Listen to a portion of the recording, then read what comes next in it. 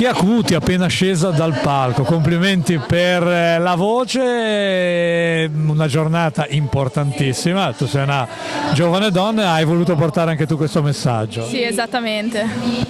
Cosa devo dire? Puoi dire anche qualcosa di più, se vinci l'emozione, non avevi l'emozione di stare sul palco, c'hai l'emozione davanti alla telecamera. Raccontati. C'ho più emozione adesso. Raccontati, tu sei, inizia così, io sono... Vai. Mi chiamo Francesca Montecroci, ho 16 anni, quasi 17 e sì, vado a scuola, sono una studentessa, e canto da quando ho 6 anni, suono anche il piano, faccio musical e sì, questa è un po' la mia passione, faccio questo.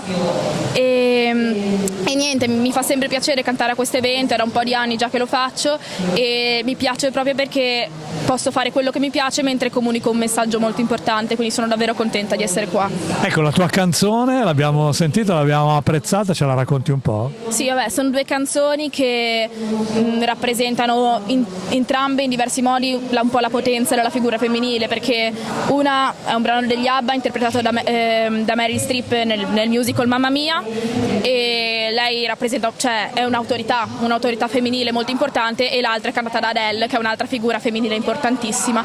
Quindi sono due canzoni che entrambe fanno sentire la voce di una donna, esatto.